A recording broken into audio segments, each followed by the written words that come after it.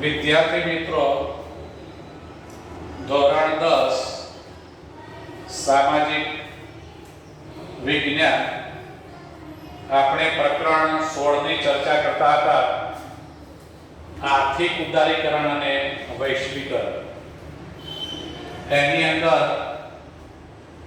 ઉદારીકરણ, ખાનગીકરણ અને વૈશ્વિકરણ આ દરેકના લાભ, દરેકના ગેરલાભ તે અંગેના મુદ્દાઓની ચર્ચા આપણે પૂરી કરી.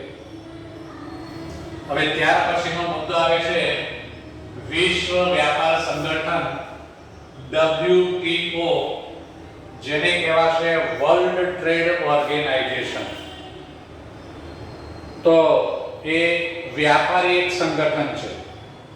WTO એ વ્યાપારી સંગઠન છે. વિશ્વ વ્યાપાર કરવા માટે આ સંગઠનની રચના કરવામાં આવેલી છે. તો સંયુક્ત રાષ્ટ્ર સંઘના સભ્ય દેશો દ્વારા આપણે 9મા ધોરણમાં આ ભણી ચૂકેલા છીએ. સંયુક્ત રાષ્ટ્ર સંઘ, આપણે જેને આખા વિશ્વની સંસ્થા કહીએ છીએ, અને એને 1 જાન્યુઆરી 1995 થી આંતરરાષ્ટ્રીય વ્યાપાર માટેની સંસ્થા એટલે કે વિશ્વ વ્યાપાર સંગઠન WTO કે જેની શરૂઆત કરવામાં આવી. તો આ સંસ્થાનું મુખ્ય મથક સ્વિટ્ઝરલેન્ડની અંદર જીનીવા ખાતે આવેલું છે. અંડરલાઈન કરી લેજો, યાદ રાખી લેજો. એક માર્કના પ્રશ્નની અંદર આ મુદ્દો આવી શકે કે વિશ્વ વ્યાપાર સંગઠનની સંસ્થા ક્યાં આવેલી છે.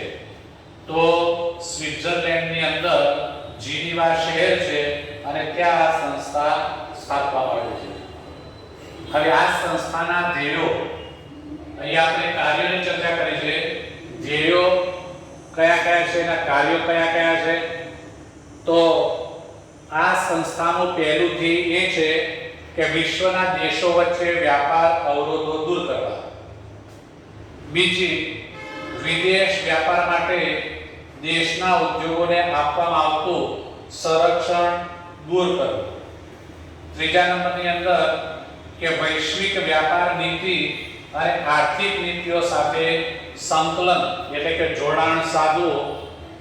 વિશ્વમાં ઉદ્ભવતા વ્યાપારી ઝઘડાઓનું નિરાકરણ કરવું. તો આ 4 ધ્યેય છે કોના છે? વિશ્વ વ્યાપાર સંગઠનના.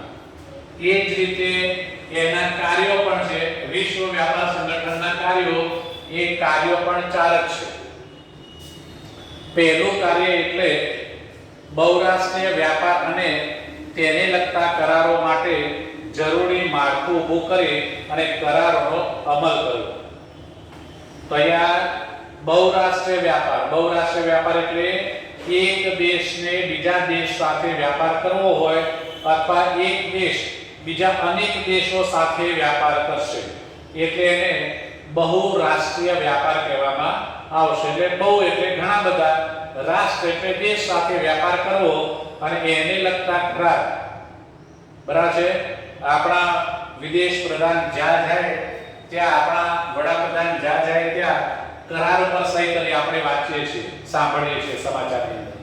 તો આ કરારો એ વ્યાપારિક કરારો હોય, સંરક્ષણ અંગેના કરારો હોય અને આવા અનેક કરારો હોય છે.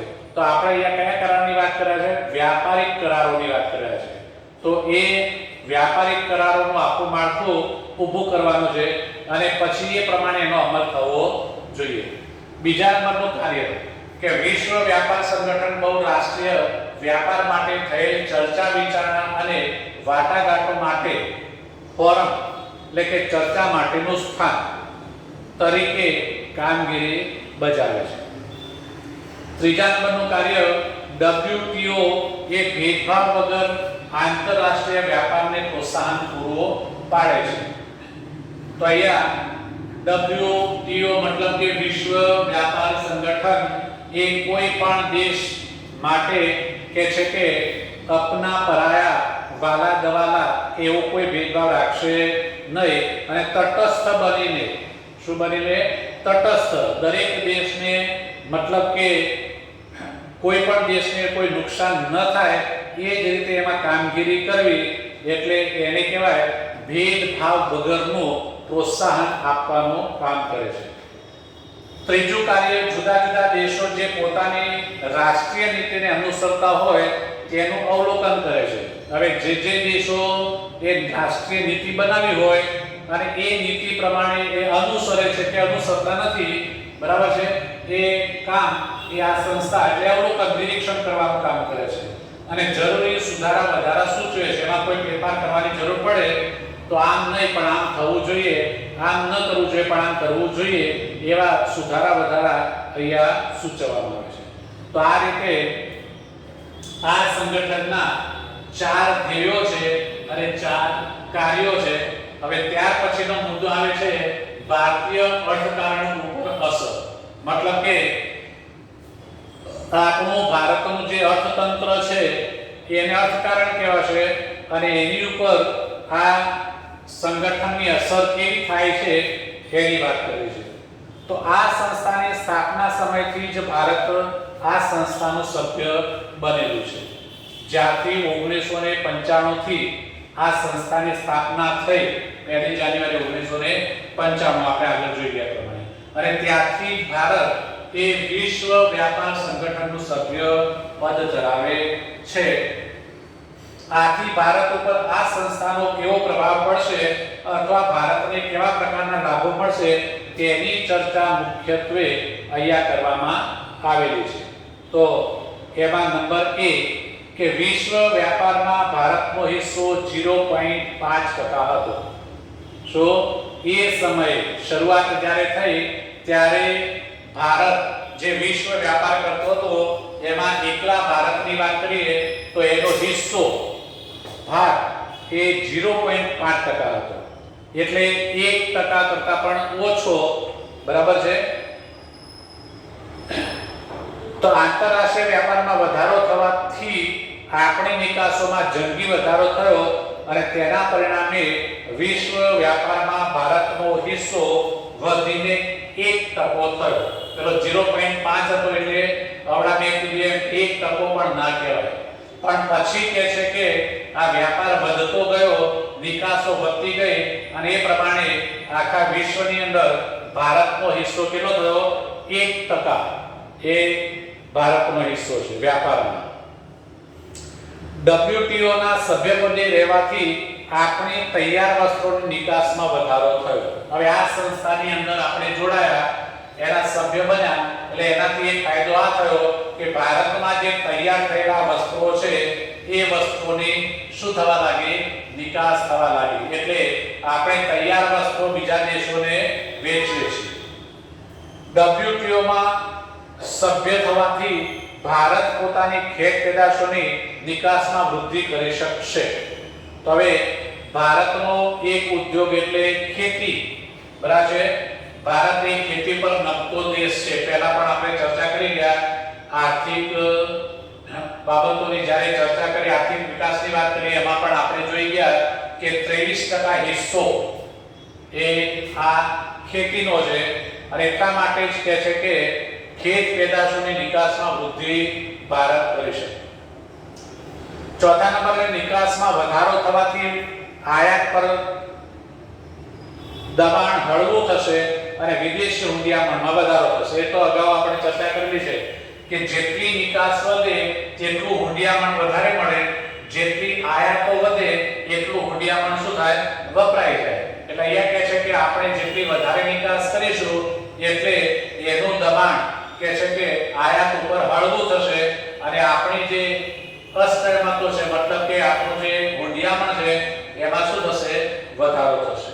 તો આમ વિશ્વ વ્યાપાર સંગઠન સાથે જોડાવાથી સભ્ય દેશ તરીકે ભારતને ઉપરોક્ત લાભો તો થશે પણ સાથે સાથે કેટલીક શરતોનું પાલન પણ ભારતે કરવું પડશે. તો આ રીતે આપણે વિશ્વ વ્યાપાર સંગઠન સાથે જોડાયા એટલે એના કારણે આપણને ફાયદો તો થાય જ છે, લાભ તો થાય છે, પણ એની સાથે સાથે કેટલીક બાબતોનું ભારતે પાલન પણ કરવું પડશે, ધ્યાન પણ રાખવું પડશે. તો ખાસ કરીને ભારત પોતાની આંતરમાળખાકીય સગવડો કેટલી ઝડપથી વધારે છે અને વિકસિત દેશો ભારત સાથે કેટલે અંશે સહકારથી વર્તે છે આ બાબત ઉપર એનો આધાર રહેલો છે. મતલબ કે આપણે કેટલી વધારે સગવડો અને કેટલી ઝડપથી આપી શકીએ છીએ એક બાબત એ છે, અને બીજી બાબત એ છે કે વિશ્વના બીજા જે વિકસિત દેશો છે જેમ કે અમેરિકા છે, રશિયા છે, જાપાન છે, બરાબર, આ બધા દેશો ભારતને કેટલો સહકાર આપે છે આ મહત્વની વસ્તુ છે. તો આ છે ભારતીય અર્થતંત્ર ઉપર કોની વિશ્વ વ્યાપાર સંગઠનની કેવી અસરો થશે તે મુદ્દો. હવે ત્યાર પછીનો મુદ્દો છે ટકાઉ વિકાસ. કયો મુદ્દો છે? ટકાઉ વિકાસ. ટકાઉ વિકાસ એટલે શું? એક ટૂંકી વ્યાખ્યા એક 2 માર્કના પ્રશ્ન તરીકે અગત્યનો મુદ્દો છે. તેને બીજા શબ્દમાં કહેવાશે સુપોષિત વિકાસ. ટકાઉ વિકાસને બીજા શબ્દમાં સુપોષિત વિકાસ પણ કહેવામાં આવશે. તો ટકાઉ વિકાસની વ્યાખ્યા આપણે આપીએ તો કહે છે કે ભાવિ પેઢીની જરૂરિયાતો પૂરી પાડવાની ક્ષમતાને નુકસાન પહોંચાડ્યા સિવાય વર્તમાન પેઢીની જરૂરિયાતો સંતોષે. તો અત્યારે હાલ આપણી જે પેઢી છે એ પેઢી પોતાની જરૂરિયાતો સંતોષી રહી છે, પણ એને પોતાની જરૂરિયાતો એવી રીતે સંતોષવાની છે કે આવનારી પેઢીની જરૂરિયાતો શું થવી જોઈએ? સંતોષાવી જોઈએ. એમની એ જરૂરિયાતોની કોઈ ઉણપ રહેવી જોઈએ નહીં. મતલબ કે એની ક્ષમતા, એમની જે જરૂરિયાતોની જરૂર હોય એ પૂરી પડે અને એ રીતે વર્તમાનની અંદર આપણે આપણી જરૂરિયાતો સંતોષીએ તો એને કહેવાશે ટકાઉ વિકાસ. તો આમ ટકાઉ વિકાસમાં પર્યાવરણીય સંસાધનોની કાયમી જાળવણી પર ભાર મુકાયો છે. તો હવે ટકાઉ વિકાસની અંદર શું કરવું જરૂરી છે? તો આપણી પાસે જે સંસાધનો છે અને એમાં એક કુદરતી પર્યાવરણીય જે સંસાધનો છે એની ઉપર કહે છે કે વધારે ભાર છે અને એટલા માટે એનો જરૂર પ્રમાણે જ ઉપયોગ થવો જોઈએ. એટલે એનો દુરુપયોગ ન થવો જોઈએ અને એની જાળવણી થવી જોઈએ તો જ ટકાઉ વિકાસ શક્ય બને. બાકી આપણે બેફામ ઉપયોગ કરીશું તો શું થશે? આપણે જરૂરિયાતો સંતોષી શકીશું પણ આવનારી પેઢી જરૂરિયાતો સંતોષી શકશે નહીં. અને જો આવનારી પેઢી જરૂરિયાતો સંતોષી ના શકે તો પછી એની ટકાઉ વિકાસ કહેવાશે. તો માનવ સૃષ્ટિની આસપાસ કુદરત અને માનવ સર્જિત આવરણ એટલે કે પર્યાવરણ પર પડેલી ગંભીર અસરોના કારણે ટકાઉ વિકાસનો ખ્યાલ વિકસે. તો અહીંયા ટકાઉ વિકાસ આવો ખ્યાલ જે આવ્યો એ ક્યાંથી અને કેવી રીતે આવ્યો? તો એની આપણે વાત કરી છે કે માનવ સૃષ્ટિની આસપાસ જે કુદરતી અને માનવ સર્જિત આવરણ રચાયેલું છે, આપણે જેને પર્યાવરણ કહીએ છીએ, એની ઉપર જે ગંભીર અસરો થઈ રહી છે એ ગંભીર અસરોને નિવારવા માટે આ ટકાઉ વિકાસનો ખ્યાલ ઉદ્ભવ્યો. તો આજની પેઢીએ જે વિકાસ સાધ્યો છે અને જે ઝડપથી વિકાસ સાધી રહી છે તેને ભવિષ્યમાં ટકાવી શકાય તેમ નથી. આવ્યો? આજની પેઢી જે વિકાસ જેટલી ઝડપથી કરી રહી છે તો એ રીતે આપણે જોવા જઈએ તો કહે છે કે ભવિષ્યની અંદર આપણે એને ટકાવી શકીશું નહીં. તો વર્તમાન પેઢી જે સગવડો ભોગવી રહી છે તે સગવડો કદાચ ભાવિ પેઢીને પ્રાપ્ત થાય તેમ નથી તેવો ભય સેવાઈ રહ્યો છે. તો આજની પેઢી જરૂરિયાતો સંતોષી શકે પણ એ જ જરૂરિયાતો આવનારી પેઢી જો ના સંતોષી શકે તો આપણે એને ટકાઉ વિકાસ કહી શકીશું. કારણ કે ટકાઉ વિકાસની વ્યાખ્યા આપણે ચર્ચા કરીશું કે ભાવિ પેઢીની જરૂરિયાતોને ધ્યાનમાં રાખી અને એમની એ જરૂરિયાતો સંતોષાય એ રીતે આજની પેઢીએ વર્તમાનમાં પોતાની જરૂરિયાતો સંતોષવી જોઈએ. તો એને ટકાઉ વિકાસ કહેવાય. પણ આજની પેઢી જે રીતે અને જે ઝડપથી વિકાસ કરી રહી છે અને પોતાની જે જરૂરિયાતો સંતોષી રહી છે એ રીતે જોતા આવનારી પેઢી માટે કશું બચે એમ લાગતું નથી. એમની આ જરૂરિયાતો કદાચ સંતોષાશે નહીં એવો ભય સેવામાં આવી રહ્યો છે.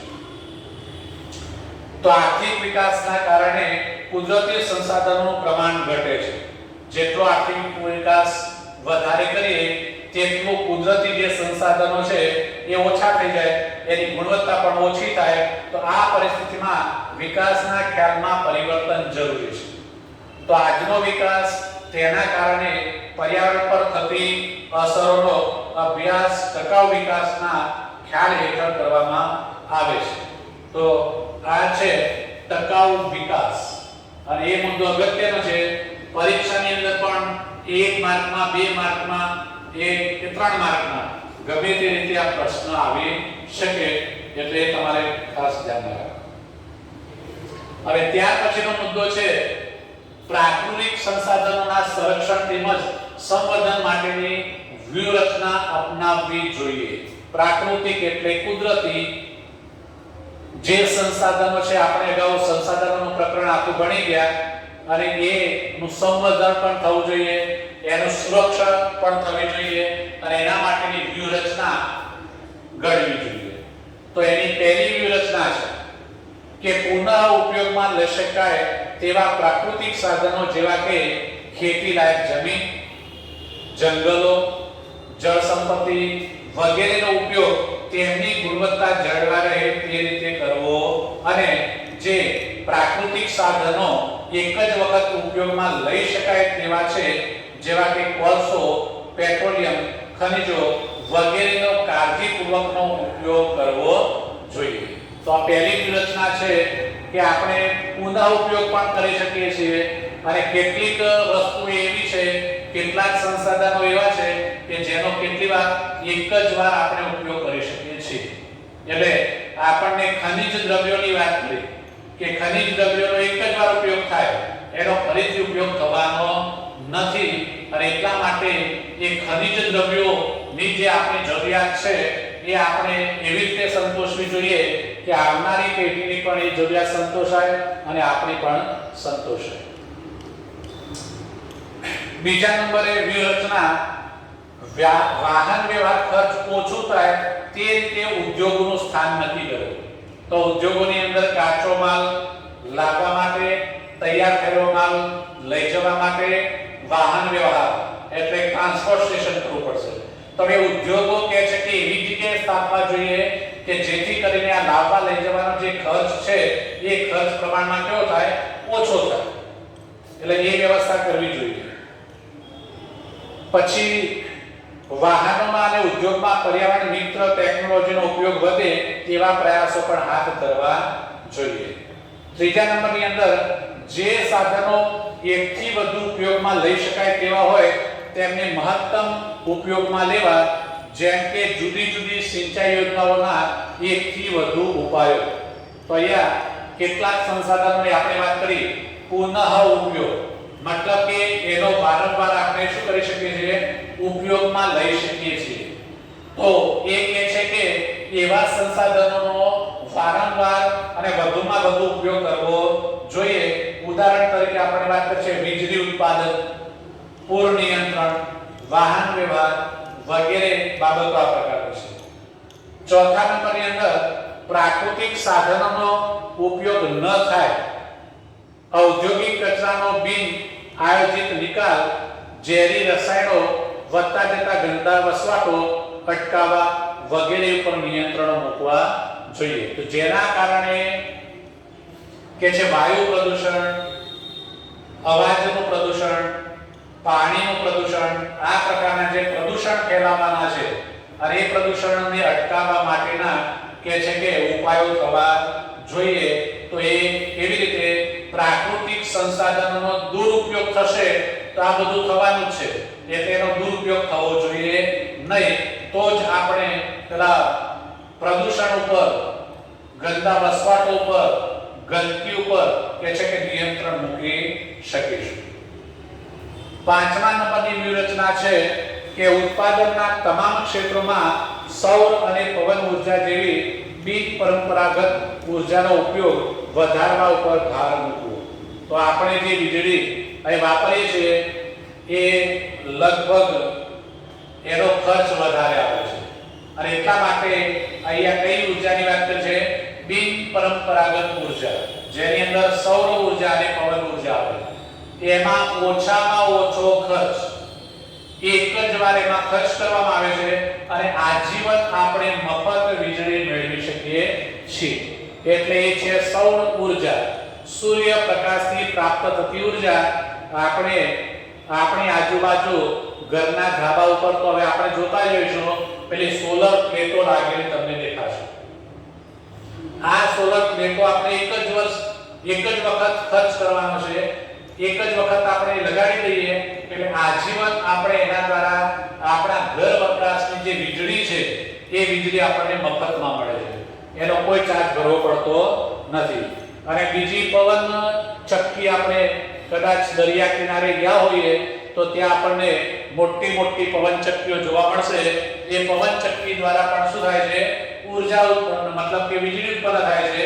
અને એ પણ બિન પરંપરાગત કહેવાય છે. એટલા માટે કે એ પવન ચક્કી લગાડવાનો એકવાર ખર્ચ લાગે છે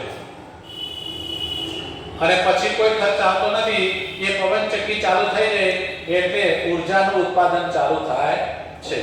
તો આ બધી 5 જેટલી વ્યૂહરચનાઓની વાત કરી કે જે વ્યૂહરચનાઓ દ્વારા આપણે શું કરી શકીએ છીએ? તો પેલા પ્રાકૃતિક સંસાધનોનું સંરક્ષણ કરી શકીએ છીએ, એનું સંવર્ધન કરી શકીએ છીએ અને એક શક્ય બનશે તો આપણે અગાઉ જે ટકાઉ વિકાસની વાત કરી એ ટકાઉ વિકાસ પણ શક્ય બનશે.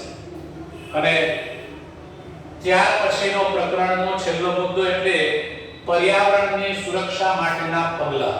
એટલે વ્યૂહરચનાઓ હતી. હવે પર્યાવરણને બચાવવા માટે, એનું રક્ષણ કરવા માટે કેવા પગલાં ભરવા જોઈએ એ મુદ્દાની વાત કરી છે. તો પર્યાવરણની સુરક્ષા માટે સ્વીડનના સ્ટોકહોમ શહેરમાં 1972માં પ્રથમ વખત પૃથ્વી પરિષદનું આયોજન થયું. અંડરલાઈન કરી લેજો, આ અગત્યનો મુદ્દો છે કે પર્યાવરણની સુરક્ષા માટે ક્યારે 1972માં પરિષદ ભરાઈ અને એ પરિષદનું નામ શું આપ્યું છે? પૃથ્વી પરિષદ. 1972માં કઈ જગ્યાએ? તો કહે છે કે સ્વીડનની અંદર સ્ટોકહોમ નામના શહેરની અંદર આ પરિષદ ભરવામાં આવી. તો ત્યારબાદ વખતો વખત વૈશ્વિક ધોરણે પર્યાવરણ અંગે જુદા જુદા અનેક સંમેલનો અને શિબિરો યોજાઈ. તેમાં પર્યાવરણની સુરક્ષા માટે અનેક પગલાં લેવાનું નક્કી કરવામાં આવ્યું. તો ભારત પણ આ વૈશ્વિક પ્રયાસોમાં સામેલ છે. તો વિશ્વએ આ પ્રયાસો કરેલા છે. આ જે પરિષદની પૃથ્વી પરિષદની વાત કરી એમાં વિશ્વના મોટા ભાગના દેશો જોડાયેલા છે એટલે એમાં ભારત પણ એમાં જોડાયેલો છે. તો રાષ્ટ્રીય સ્તરે પર્યાવરણ જાગૃતિ માટે સરકાર વિવિધ પ્રયાસો કરી રહી છે. જેમ કે એક, દેશના મુખ્ય શહેરોના પ્રદૂષણની માહિતી પ્રગટ થાય છે. 2, પ્રદૂષણ ઉપર નિયંત્રણ રાખવા માટે કેન્દ્ર તથા રાજ્ય પ્રદૂષણ નિયંત્રણ બોર્ડની સ્થાપના કરવામાં આવી છે. દરેક રાજ્યમાં એટલે રાજ્ય સરકારમાં અને કેન્દ્ર સરકારમાં આ બંને જગ્યાએ એક બોર્ડ હોય છે, એક વિભાગ હોય છે. આપણે જેને પ્રદૂષણ નિયંત્રણ બોર્ડ કહીશું. એનું કામ આ જ છે કે કોઈ પણ વ્યક્તિ દ્વારા, ઉદ્યોગ દ્વારા, સંસ્થા દ્વારા કે એના દ્વારા પર્યાવરણને નુકસાન ન થાય, પ્રદૂષણ ન ફેલાય એનું કામ એમને કરવાનું, એનું ધ્યાન રાખવાનું છે. અને આવું કોઈ પણ ઉદ્યોગ દ્વારા, વ્યક્તિ દ્વારા આવું થતું હોય તો એની સામે કડક પગલાં ભરવા જોઈએ. આ વ્યવસ્થા કેન્દ્ર સરકાર અને રાજ્ય સરકારની છે. આપણે એને પ્રદૂષણ નિયંત્રણ બોર્ડ કહીશું. રાજ્ય પ્રદૂષણ નિયંત્રણ બોર્ડ એટલે રાજ્યની સંસ્થા છે, એ રાજ્ય પૂરતી છે. પેલા કેન્દ્રીય પ્રદૂષણ નિયંત્રણ બોર્ડ છે તો એ આખા દેશની સંસ્થા છે. ત્રીજા નંબરની અંદર વિશ્વભરમાં 5મી જૂનને પર્યાવરણ દિવસ તરીકે જાહેર કરવામાં આવ્યો છે. આ પણ એક અંડરલાઈન કરી છે. વિશ્વ પર્યાવરણ દિવસ એટલે 5 જૂન, જેને વિશ્વ પર્યાવરણ દિવસ કે પર્યાવરણ દિન તરીકે ઉજવવામાં આવે છે. 1981માં ભારત સરકારે વાયુ પ્રદૂષણ નિયંત્રણ ધારો પસાર કર્યો છે. આવ્યો શબ્દ હવાનું પ્રદૂષણ. વાયુ પ્રદૂષણ એટલે હવાનું પ્રદૂષણ અને હવામાં પ્રદૂષણ ન ફેલાય એ માટેનો નિયમ એટલે એને ધારો કહેવાશે. તો એ વાયુ પ્રદૂષણ નિયંત્રણ ધારો પસાર કરવામાં આવ્યો છે 1981 ની અંદર ભારતની અંદર. એટલે ભારતના મોટા શહેરોની અંદર કે જ્યાં વાયુનું પ્રદૂષણ વધી રહ્યું છે ત્યાં કેટલાક નિયમો બનાવવામાં આવેલા છે. ઓઝોનના સ્તરનું ગાબડું. હવે આપણે પૃથ્વી પર રહી શકીએ છીએ એનું કારણ પણ એક વાયુ છે. કયો છે? ઓઝોન વાયુ. એ ઓઝોન વાયુનું આખું પૃથ્વીની આસપાસ એક પડ બની ગયું છે અને એના કારણે સૂર્યના જે કિરણો છે એ સીધા પૃથ્વી પર આવતા નથી, પણ કહે છે કે એ પેલા ઓઝોન વાયુના પડમાં થઈ અને પછી એ કિરણો પૃથ્વી પર પહોંચે છે એટલે ગરમી ઓછી લાગે છે અને એ કિરણોની સીધી અસર કોઈને થતી નથી. બાકી જો સૂર્યના કિરણો સીધા આપણી ચામડી ઉપર પડે, આ ઓઝોન વાયુ ના હોય અને જો સીધા આપણી ચામડી પર પડે તો ચામડીનું કેન્સર થાય. કેન્સર જેવો ભયાનક રોગ, બરાબર છે, એ આ સૂર્યના કિરણોથી જ ફેલાય છે, પણ એને બચાવવાનું કામ ઓઝોન વાયુ કરે છે. અને એટલા માટે તો આપણે ઓઝોન ડે પણ ઉજવીએ છીએ. આપણી સંસ્થામાં એ દિવસ પણ ઉજવવામાં આવે છે, મતલબ કે વિદ્યાર્થીઓને ઓઝોન વિશે માહિતી આપવામાં આવે છે. વિજ્ઞાનની અંદર પણ તમારે આ ઓઝોન વિશે આવે. પરમાણુ કચરાનો નિકાલ અને જૈવિક વિવિધતાની જાળવણી માટે વૈશ્વિક સમજૂતીઓ થઈ છે.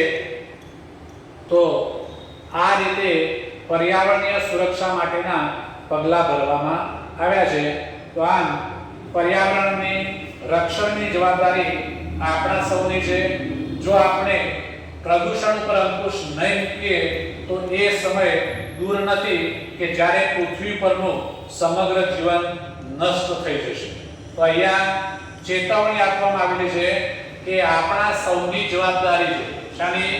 પર્યાવરણને બચાવવાની, પર્યાવરણનું રક્ષણ કરવાની. જો આપણે આ જવાબદારી નહીં સ્વીકારીએ અને એ પ્રકારના પગલાં નહીં ભરીએ તો કહે છે કે પ્રદૂષણ એટલા બધા પ્રમાણમાં વધી જશે કે જેની કોઈ સીમા નહીં રહે અને આ પૃથ્વી એક જીવાલાયક રહેશે નહીં.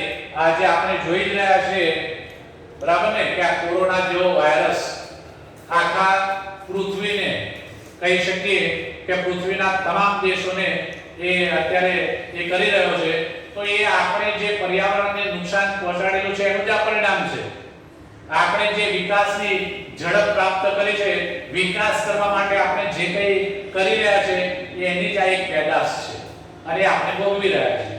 તો આ રીતે પર્યાવરણને બચાવવું એ આજની તાતી જરૂરિયાત છે. દરેક નાગરિકે પર્યાવરણના સંરક્ષણ માટે પ્રયત્ન કરવા જોઈએ, નહીંતર આવનારી પેઢીને જીવવા માટે આ પૃથ્વી લાયક રહેશે નહીં. તો અહીંયા આપણું પ્રકરણ પૂરું થાય છે. વિદ્યાર્થી મિત્રો, સ્વાધ્યાયના પ્રશ્નો તમારે લખી લેવાના, બરાબર છે. સ્વાધ્યાયની અંદર આપણને 4 પ્રશ્નો આપેલા છે. પહેલા પ્રશ્નમાં સવિસ્તર પ્રશ્નો તમારે લખવાના છે, બીજા પ્રશ્નમાં મુદ્દાસર પ્રશ્નો લખવાના છે, ત્રીજામાં ટૂંકમાં, બરાબર છે, એટલે કે ટૂંકા ઉત્તર તમારે આપવાના છે, એક વાક્ય 2 વાક્યમાં આપવાના છે. અને ચોથા પ્રશ્નમાં વિકલ્પો આપેલા છે, સાચો વિકલ્પ તમારે શોધીને લખવાનો છે. એટલે તમારે આ પ્રકરણનું સ્વાધ્યાય લખી